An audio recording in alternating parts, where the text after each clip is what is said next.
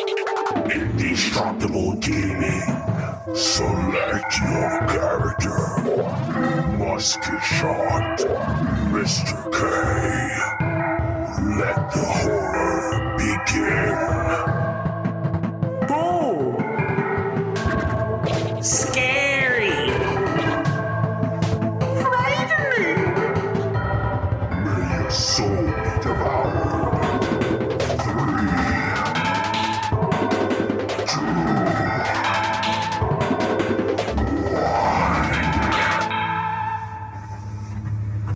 Hello and welcome to Indestructible Gaming and More. I am Musketshot. Alongside me is my co-host, Mr. K. Mr. K, hello. Hi everyone, welcome back to another episode of Indestructible Gaming and More, where we're going to be playing another horror game this month. Yeah. So this whole month of October is a different horror game or horror-themed game for each week. And this week, it is the title called Blameless. And it is a free game right now on Steam. I think it's probably going to remain free. I guess if it's free, it doesn't at some point get a price, I would think. But it is free right now on Steam. And it is developed by one guy, and he is the developer and publisher of the game. His publisher name is actually Blameless Games, which is pretty cool. And the developer's name is Vaclav Hudek. Hopefully I'm saying it right, but he is I believe he's from Czechoslovakia, if I remember correctly.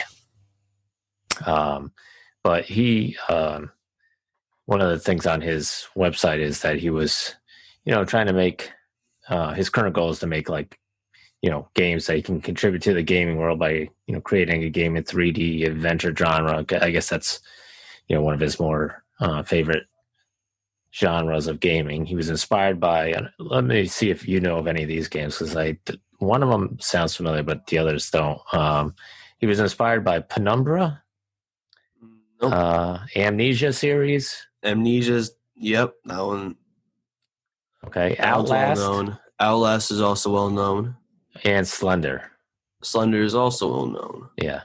So, yeah, and I guess he struggled to easily find some more of those fantastic games from the genre. So he decided that would, create his own.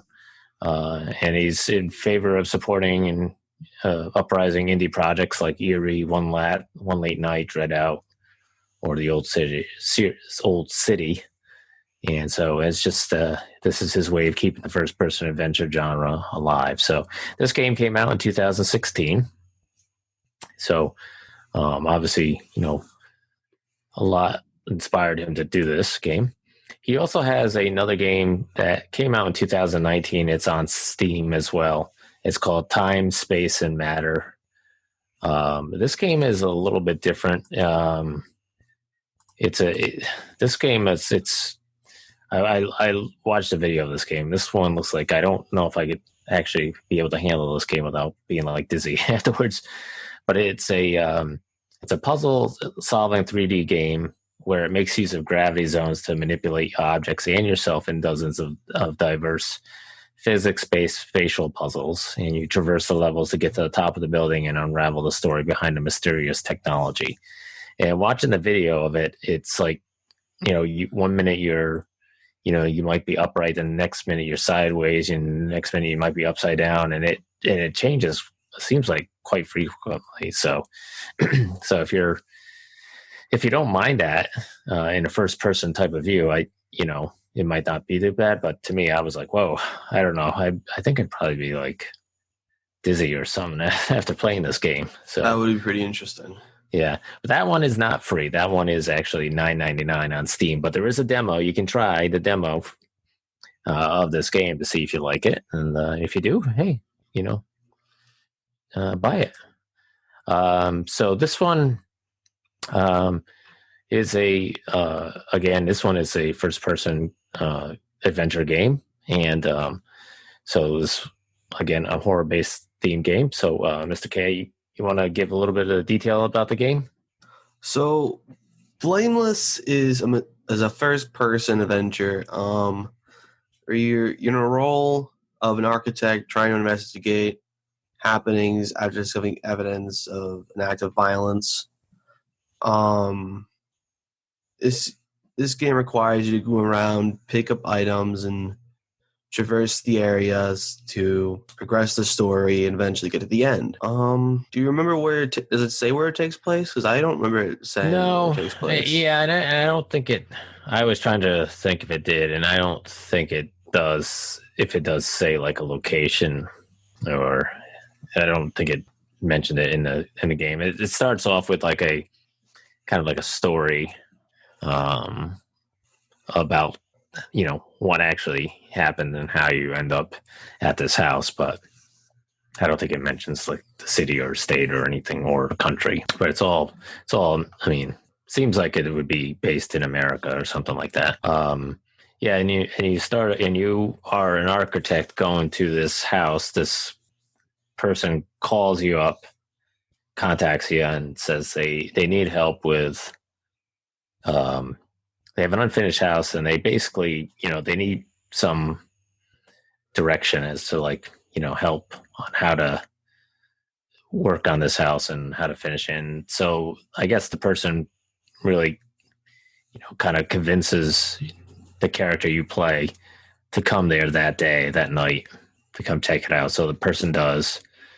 And then lo and behold, while looking around, you get hit in the back of the head with a pipe, or hit in the head with a pipe. Actually, I think you see the guy hit you with a pipe and are knocked out. And then the story begins and the gameplay starts. Pretty much. So yeah, and there's about I'm trying to think. There's at least 3 or 4 levels in the game. And each level is like a different area that you get to explore.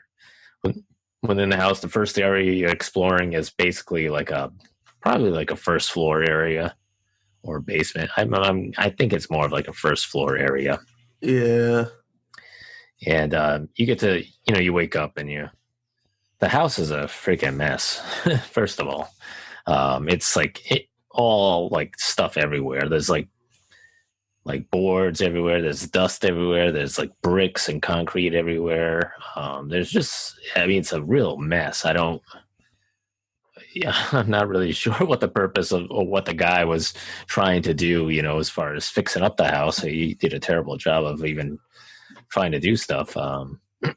But yeah, it's just, you walk around and you're like, oh my God, I can't believe there's like piles of stuff everywhere. There's just stuff strewn all over the place. One of the things I liked about the game though was that there was you definitely felt like there was a sort of like a horror atmosphere to it. I think with there's the music really kind of kept you on your toes. Yeah, the music was like a little dramatic at times. Yeah. It built it up a lot. And when it tried to give you a scare, it kind of left that impact with the orchestra. Yeah. Yeah, there was a couple sort of jump scares. I don't know if you can really call them jump scares, but typical movie type things where somebody hears a sound and oh, what's that?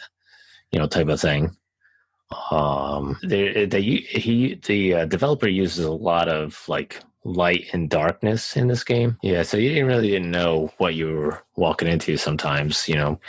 Some rooms were pretty well lit. Some of them were kind of somewhat lit by maybe, just extra, just from the lighting from the, room next to it or something. And some of them were kind of dark, and you were just kind of walking into them, and without, any type of lighting, you kind of searching around for stuff. It's not a horror game without a flashlight. So that's gonna be your main way to light up these dark areas. Yeah. And the flashlight, I don't think you get till the second level? Did you get it at the first level? I don't remember. I think it was the second level. Yeah, I think it was the second level. I don't think it is in the first level.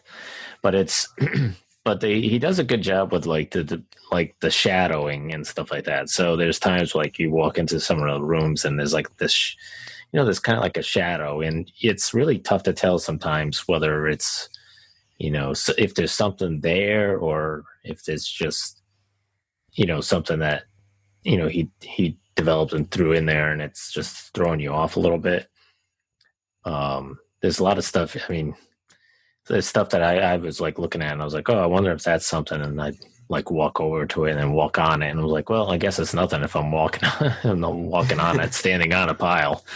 I don't know, some of it looked like, oh, is that a body? I don't know if that is. And then it's like you're walking over and it's like, okay, it's not a body, I guess. Your character, when it looks down, there's like a little dot that looks around, but you get a little white hand will show up when you can grab something or do something. Or sometimes if something it needs to be like turned or worked, like a piece of machinery or something like that, or doorknob or something like that, it's almost like a gear shows up, and then you can, do stuff with that. What do you think of that type of gameplay? Honestly, I'm not used to these type of games. I thought it was very cool that because of this, you can go into different areas, different ways. Mm-hmm. I thought it was very unique. I looking at it, I liked it, but at playing it myself, I'm not a big fan of it. Yeah. I'm not the best at these games, and in the first area, I was in there for a good amount of time trying to figure out what I was supposed to do until I figured out, oh, I could bend this random thing I found on the ground with this random thing I found on the table. Yeah, yeah. It's kind of like, it has those kind of elements where it's like, you wouldn't expect something to work or be like so like random that it happens that's going to help you. Yeah. Yeah, there's a lot of different things within each level that you can pick up. And based on what I've seen after I finished the game, I kind of went around and looked at some videos and stuff like that. And there is some people that said that, it depends on what you do and what you grab. And sometimes certain things will work with other certain things and do certain things. So, I mean, the things I did, it worked. I don't know if I picked up something else and did it something a different way, maybe it would, work just as well, or maybe it wouldn't work. I don't know.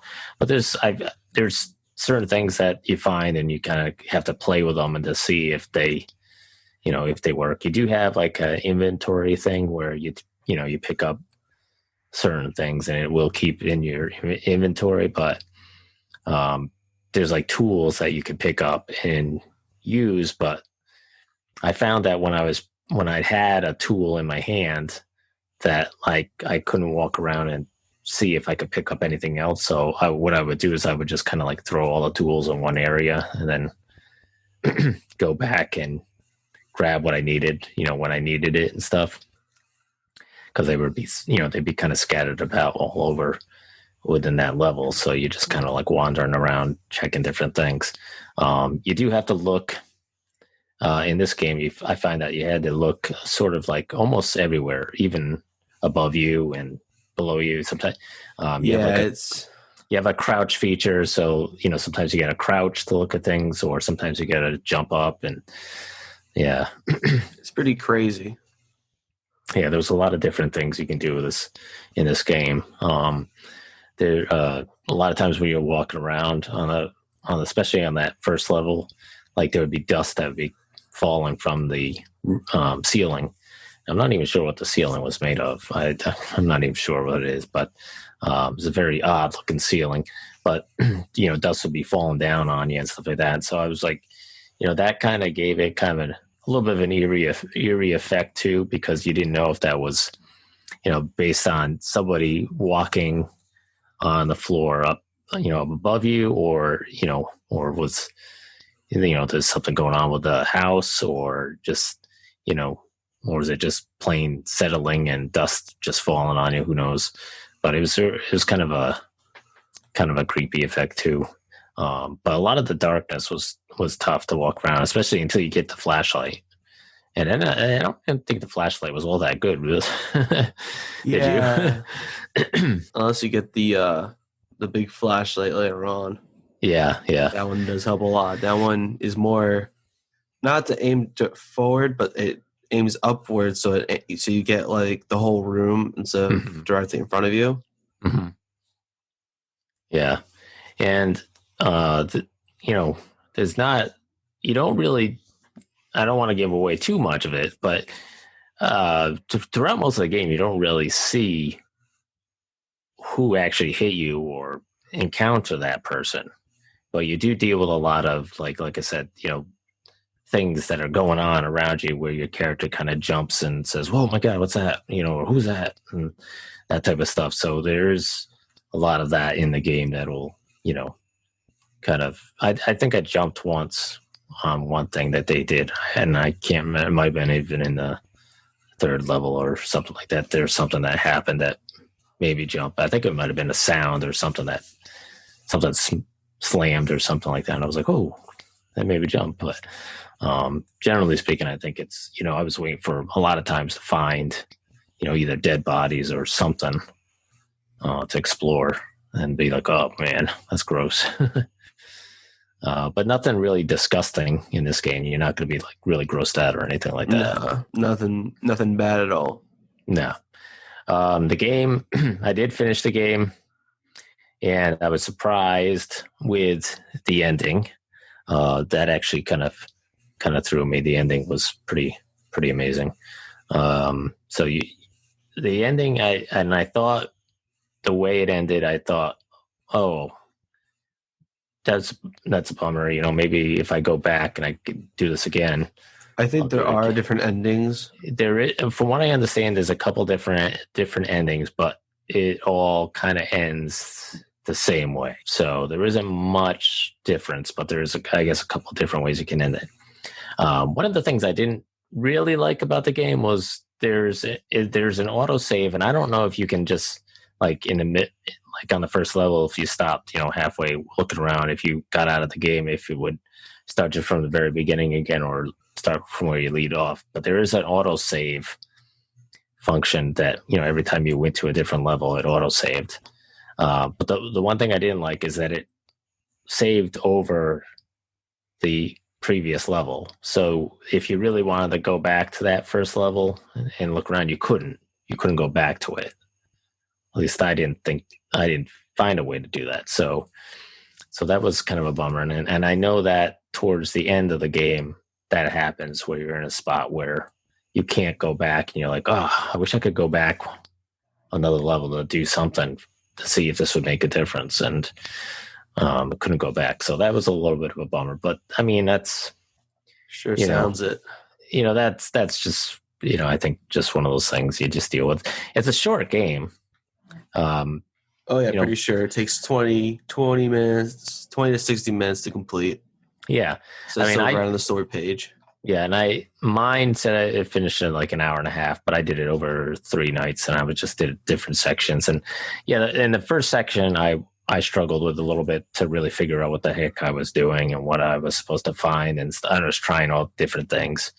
And then as each level goes, you kind of go, "All right, I understand now. I got to do this, or I got to try this," and play around with some things. So you kind of get the hang of how to move around and do stuff. So the first level will probably take you the longest, but then after that, the rest of the game, I think, goes pretty quickly once you get the hang of it. So yeah, I mean, it's one of those games you can play in one night, sit down and have some fun with it. I think it's fun. So anything else that we want to cover that we may have missed in this game? And we've talked about the music was pretty good. Very eerie. The light and darkness, shadows in this game. Characters, there's not a lot of characters other than yourself and the supposed other character, the owner of the house. Gameplay is pretty easy. Gameplay is just, the typical WASD, and there's a crouch button and a jump button, and then the mouse does, certain buttons on the mouse do the certain things, but that gameplay is pretty easy. Yeah, I liked the overall game. I thought it was fun. Graphics, I liked the graphics a lot. Yeah, they ran on my computer pretty well, and it looked really good for a small game. Yeah. Yeah, there was some pretty good detail on some of the stuff too. I mean, where he made it look shadowy and dark, the detail wasn't as much, but that's that was fine. I mean, where he wanted detail, he made the detail was good. I mean, the only thing I have to say about this game, and I'm gonna be as honest as possible about this game. As much as I liked it, one thing that drew me out of it was the main character himself, Mm-hmm. because he kind of seemed like that stereotypical protagonist. Mm-hmm. And I feel like, I don't know if this is his first game, because I know you know that he's made multiple games, but you don't know if this is his first. I think it is. Is it? I think it might be. If it was his first game, then I can understand. But I thought the main character's voice was very empty with emotion. Yeah. Yeah. So during some scenes, you'd have this serious character talking to him, and then you just, it would just take you right out of it. Yeah. Because Yeah. it wouldn't work. Yeah, and that was actually the last level, and I didn't even know it was the last level, but the last level I was playing the game. My wife was watching, and she, at one point, there's this part in the game where there's an interaction with your character and another character. I won't say what happens, but she was like, the voices don't seem to have a lot of emotion. They just sound like they're reading, lines off a piece of paper. Yeah. And I was like, yeah, they kind of do. I mean, they're supposed to be emotional, but it was sort of lacking. So I don't know. Maybe it was, I don't know if he did the voices, if the developer did the voices, or if he had somebody else do that. I didn't look at the credits of the game to see who did the voices, but yeah, I definitely can understand where you're coming from on that. Yeah, it just kind of ruined the overall horror experience. Mm-hmm. Especially when he kept saying like little quips after certain things happening. Mm-hmm. So you would want him to be a little bit more, you would have wanted the character to be a little bit more frightened. Yeah, I kind of, because he seems like he's in a situation where it's already scary. Like, yeah, you already have weird things going on that, he's not in a good place. Yeah, right. He's already starting off in a bad spot. He's making like little quips here and there. Yeah. Like, I understand you want to build a character to have emotion, but you can't just make a quip after quip after quip and then have him in a cutscene and then get rid of that emotion. Right. It doesn't work. Okay. Anything else you want to mention about the game? Other than the voice acting, I think the game was overall good. Yeah. I liked it a lot. If you look over things easily, the game might be a little harder for you. Mm-hmm. Yeah, it's easy to pass over things. Yeah, and you do have to think out of the box at times. Mm-hmm. Like I said, some of the stuff you do in this game is stuff that you probably won't even think about doing. Right. But I still liked it, and I think I have to give Blameless 3 out of 5. Okay. Yeah, I like the graphics in the game. I thought the graphics were good. The gameplay I thought the gameplay was a lot of fun. It was challenging at times. You did have to play around with different things and look for different things and try to, it's puzzle based type stuff a little bit, trying to figure out how things are going to work. But not really super hard, I didn't think. The game is short. Again, like I said, it's. I mean, you can watch some people play the game, and literally it takes them like 20 minutes. But they, I mean, I can probably play this on Twitch and put the video up, and doing what I did, it would probably only be about 20 minutes to half an hour long. So, but if you're playing the game for the first time, it'll probably take you an hour and a half to play the game. But it's a fun game. The music's good. It kind of gets you, if you played it with the lights out, it'd probably be a little bit, good for a horror type based game for yourself. Yeah, I think it's a good game, for free, and it's can't beat that price, so that's good. So on a scale from 1 to 5, I'll give it a 4 out of 5. I would have liked it to be a little bit longer. I was a little bit disappointed with the ending, but understand that's the way the developer wanted to go with the ending. So I was like, okay, that's fine. But I would have liked to have been able to go back on certain things or go back into the house and do other things. And I didn't try that often, but I don't think there was really a way to do some of that stuff. So, but that's okay. It was a good game. So a 4 out of 5 for me. Okay. That is it on Blameless. Yep. What do we got next week? What do you do when you sit down and you game and you hear a weird, strange sound? Well, we're going to find out next week with Structural, a game on itch.io where we'll figure out what happens. This was made for the Haunted PS1 Summer of Screams Jam. Okay. That sounds cool. It is inspired by the architectural horror, where weird dreams and some other games they've played and enjoyed inspired them to create this. Oh, okay. Sounds like a cool game. Well, that'd be cool. And then we also wanted to make a mention, too, that our website is now created and up and out there. So if you go to indestructiblegaming.com, INDIE, structiblegaming.com, you can visit our website and check out the different tabs on the website there. You'll see all our podcasts are on there. There'll be one with all the games that we've reviewed and links to the different games or their websites, so you can check out the developers' sites or their other games. And then you can contact us if you need us to do work for you or anything else. Yeah. So we have a Twitch site on there. We do have a contact us, a for hire site basically. So if you're looking for, gamers to, a casual gamer like myself or an avid gamer like Mr. K to test games out, or if you're looking for voiceover work, or you're looking for just some other things like video play of a game and stuff like that you need to put out there, we can do that as well. And you can contact us and let us know if that's something you'd like us to do. But definitely check out our website. We'll keep it up to date, and you can check out some new stuff that's going on there all the time. And a great way to have all our stuff in one easy place to look at. Okay. And so that's all I got, Mr. K. Anything else this week for you? No, I think that's it for this week. Okay. Yeah.